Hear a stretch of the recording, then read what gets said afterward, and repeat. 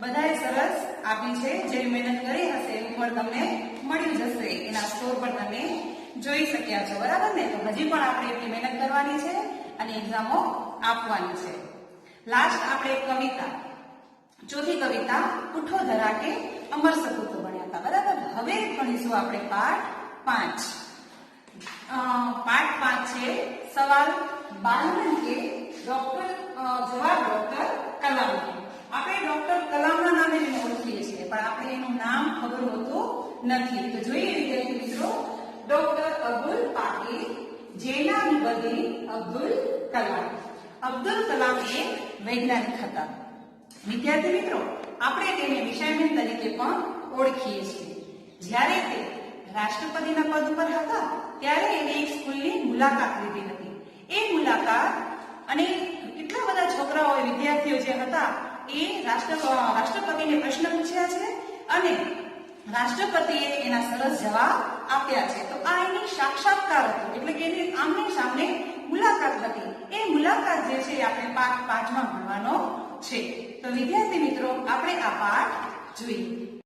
પ્રશ્નકર્તા are Arvind, कक्षा 3, set medal school, Chennai. હવે પ્રશ્નકર્તા છે અરવિંદ.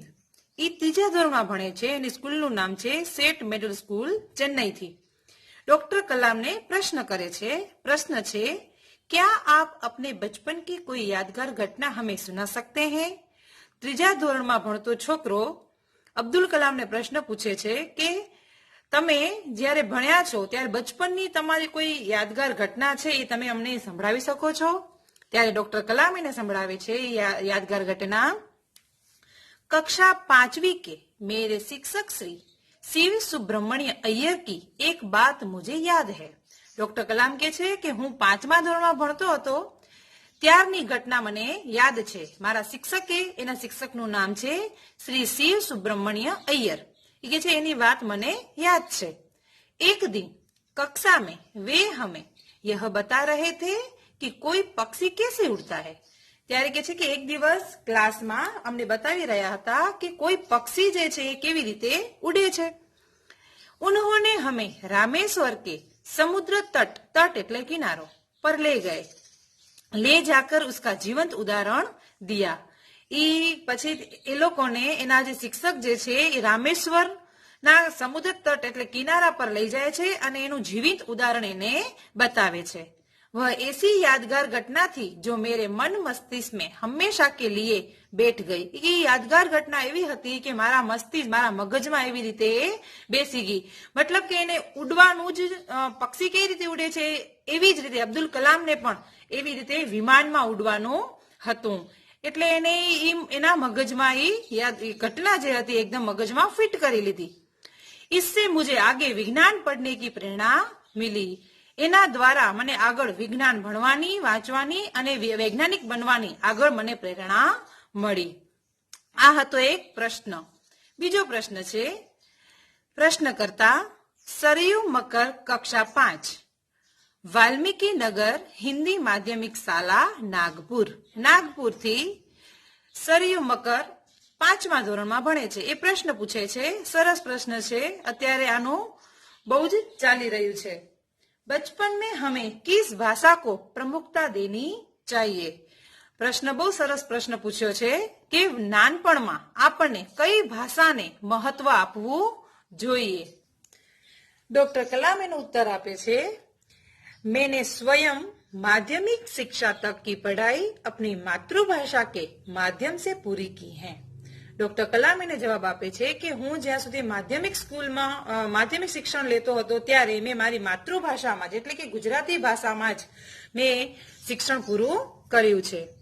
कॉलेज और उससे आगे की शिक्षा अंग्रेजी माध्यम की संस्थाओं में हुई. એનું આગળનું કોલેજ અને આગળની શિક્ષા જે છે એની અંગ્રેજી માધ્યમમાં થઈ थी. मेरा मानना है कि कॉलेज में भी माध्यम के रूप में मातृभाषा का चुनाव कर सकते हैं. કે ડોક્ટર કલામ કહે છે કે મારું માનવું એવું છે કે આપણે માતૃભાષામાં એનો ચુનાવ કરી શકીએ છીએ. क्योंकि युवा अपनी मातृभाषा में ही सोचता है. કેમ કે જે ભાષામાં આપણે ભણીએ એ ભાષામાં વધારે જ્ઞાન હોય અને સારી રીતે આપણે આગળ વધી શકીએ અને સારી રીતે વિચારવાની શક્તિ પણ હોય આપણામાં. उसी में अपनी बात सहजता से कहने में सक्षम होता है. सारी રીતે વિચારી શકીએ, સારી રીતે વ્યક્ત પણ કરી શકીએ. पर इसमें कोई भी दो राय नहीं कि वैश्विक स्तर पर संपर्क के लिए हमें अंग्रेजी जैसी एक संपर्क भाषा की नितांत आवश्यकता है. नितांत એટલે બિલકુલ. હવે વિદેશ આપણે ભણવા જવું હોય અથવા તો રહેવું હોય તો આપણે અંગ્રેજી માધ્યમ ચૂનવું પડે અને આપણે ગુજરાતમાં રહેતા હોઈએ, કચ્છમાં રહેતા હોઈએ તો આપણી ભાષા કેવી હોવી જોઈએ? માતૃભાષામાં જ આપણું શિક્ષણ હોવું જોઈએ. એનું કારણ છે કે આપણે માતૃભાષામાં કરીએ તો ભણીએ તો આપણે રોજબરોજની જે આપણી ભાષા જે છે, ઘરમાં બોલાતી ભાષા જે છે, એનામાં આપણે સારી રીતે વિચારી શકીએ અને સારી રીતે આગળ પણ વધી શકીએ. તો ડોક્ટર કલામનું કહેવું છે કે માતૃભાષામાં શિક્ષણ લેવું જોઈએ. અંગ્રેજી ભાષા એવું નથી કે અંગ્રેજી ભાષા ન શીખવી જોઈએ, એ પણ જરૂરી છે. એના માટે પણ આપણે શિક્ષણ મેળવવું જોઈએ અથવા તો ઘરે પણ આપણે એની પ્રયત્ન કરી શકીએ તો આપણે અંગ્રેજી ભાષા પણ આવડી જાય. એટલે બે ભાષા એવી છે કે આપણે શીખવી તો જરૂરી જ છે, પણ શિક્ષણ કઈ ભાષામાં લેવું જોઈએ? તો માતૃભાષામાં લેવું જોઈએ. બરાબર. પ્રશ્નકર્તા અર્શ પટેલ, કક્ષા 5, ચંદુલાલ વિદ્યાલય, મુંબઈ. મુંબઈથી अर्श पटेल जे छे ए प्रश्न पूछे छे, यदि हम आपकी तरह बनना चाहे तो हमें क्या करना चाहिए? सरस प्रश्न पूछ्यो छे ने કે અમને તમારે જેવું બનવું છે તો અમારે શું કરવું જોઈએ? ડોક્ટર કલામ એનો ઉત્તર આપે છે, जब आप युवा अवस्था में कदम रखे तभी आपको जीवन में लक्ष्य निर्धारित कर लेना होगा. सरस जवाब. જ્યારે આપણે યુવા અવસ્થામાં આવીએ ત્યારે પહેલા આપણું લક્ષ્ય નિર્ધારિત કરી લેવું જોઈએ કે આપણે કઈ દિશામાં આગળ વધવું છે અને આપણને શું બનવું છે અને શું કરવું છે. એ લક્ષ્ય એક નિર્ધારિત હોવો જોઈએ. હંમેશા કુછ બડા સોચે એટલે કે છે કે હંમેશા આપણે હંમેશા મોટું જ એટલે કે ઘણું બધું આગળ હોય એવું વિચારવું જોઈએ. जैसे ही यह अनुभूति हो कि आप आखिर बनना क्या चाहते हैं तभी से उस दिशा में प्रयास और श्रम प्रारंभ कर दो. હવે તમારી દિશા નક્કી થઈ ગઈ છે, લક્ષ્ય નિર્ધારિત થઈ ગયું છે, ત્યારે તમે એનો એટલો પ્રયત્ન કરો આગળ વધવાનો, એટલી શ્રમ એટલે એટલું જ તમે મહેનત કરો અને આગળ વધો. कहने का अर्थ है कि जी तोड़ मेहनत करो. ज्यों आप आगे की ओर बढ़ोगे आपका सामना बाधाओं तथा कठिनाइयों से होगा. કે છે કે જીતોડ પહેલા મહેનત કરો. કહેવાનો અર્થ એ છે કે તમે જે દિશા ચોઈસ કરી છે કે તમારું લક્ષ્ય નિર્ધારિત કર્યું છે આગળ શું બનવાનું છે એનામાં તમે જીતોડ મહેનત કરો, આગળ વધો. ગમે એટલી બાધાઓ આવે એટલે કે સંકટ આવે, કઠિનાઈ આવે, છતાંય તમે એને કઠિનાઈનો સામનો કરી અને આગળ વધતા જાઓ. आपको अपने अंदर दृढ़ साहस पैदा करना होगा. आपने આપણામાં જ દૃઢ એકદમ હિંમતથી કામ લેવું પડશે અને આગળ બાધાઓ તો આવશે જ. ગમે તેવું કામ કરીએ એમાં સંકટ ને બાધાઓ તો આ કઠિનાઈઓ તો આવે જ, એને પાર કરી જવાનું. એટલે કોઈ પણ બાધાઓથી ગભરાવાનું નહીં, એટલે આગળ ને આગળ આપે વધતા જઈશું. समस्याओं को पराजित करने में महारत हासिल करनी होगी. ગમે એવી સમસ્યાઓ આવે એને પરાજિત એને હારીને પણ મહારત હાસિલ કરવાની હશે. એટલે કે ઘણું બધું એનાથી પરાજિત કરી અને ઘણું બધું આપણને આગળ વધવાનું છે. તભી આ મુહારાનો અર્થ છે મહારત હાસિલ કરના એટલે યોગ્યતા પ્રાપ્ત કરવાની. મતલબ સમસ્યાઓને પરાજિત કરી અને આપણી યોગ્યતા પ્રાપ્ત કરી લેવાની.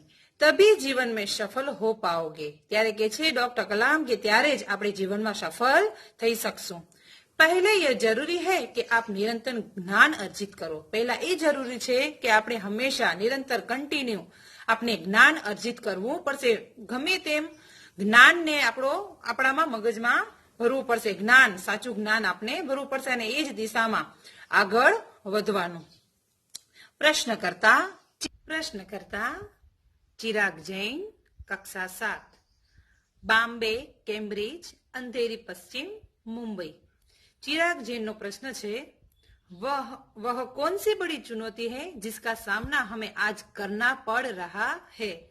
आ मोटो एक પડકાર છે એ ચિરાગ જૈને પ્રશ્ન પૂછ્યો છે ડોક્ટર કલામને.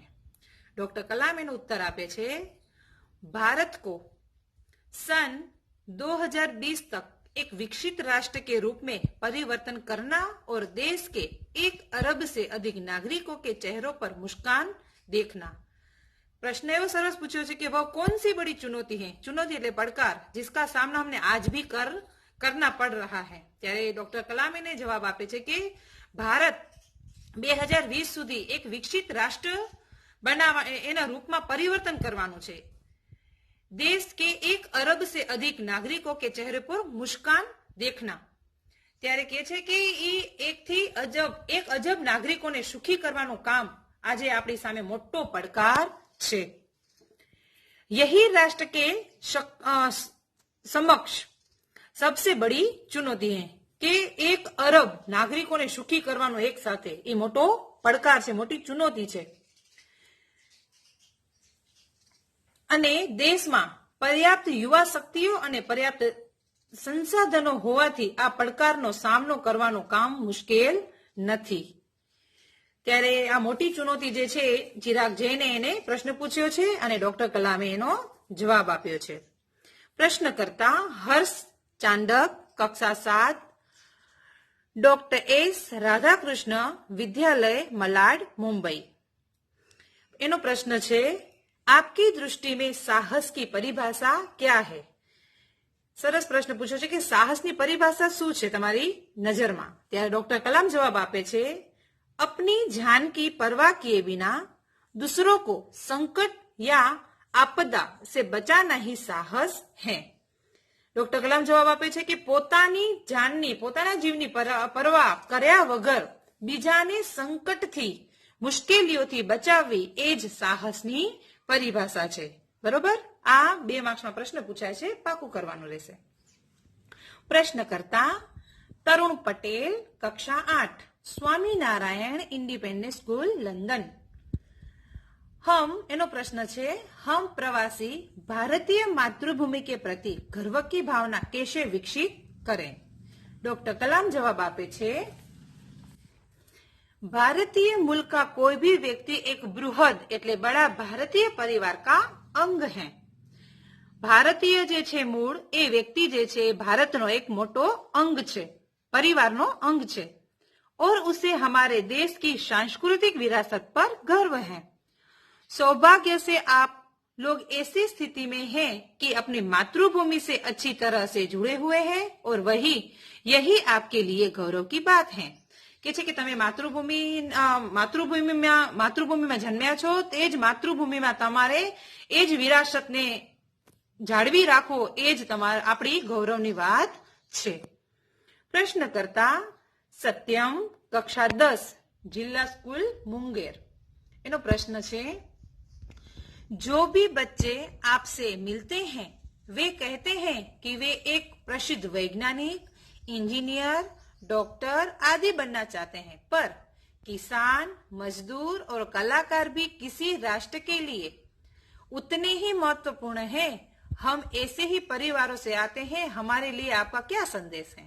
प्रश्न बहुत सरस है કે પ્રશ્ન પૂછે છે સત્યમે એને કે આપણે તમને કોઈ પણ બાળકો મળે છે, પ્રશ્ન પૂછે છે તો બધા એમ જ કહે છે કે મને એકદમ પ્રસિદ્ધ વૈજ્ઞાનિક, એન્જિનિયર, ડોક્ટર વગેરે એવું બધું બનવું છે, મોટા મોટા હોદ્દાઓ બનવા છે, પણ કિસાન, મજદૂર, કલાકાર બી એ પણ એક કિસી રાષ્ટ્ર કે લીએ આપણા કોઈ પણ રાષ્ટ્ર માટે એટલા જ જરૂરી છે જેટલા વૈજ્ઞાનિક, એન્જિનિયર, ડોક્ટર જરૂરી છે, એટલા જ જરૂરી કિસાન, મજદૂર અને કલાકાર પર આપણા માટે એટલા જ મહત્વપૂર્ણ છે। તો એના માટે તમારો શું સંદેશ છે? ડોક્ટર કલામ એને જવાબ આપે છે किसान, मजदूर, कलाकार और दस्तकार એટલે શિલ્પકાર, ये सभी हमारे राष्ट्र के अभिन्न अंग हैं। आ બધા આપણા રાષ્ટ્ર માટે अभिन्न अंग છે।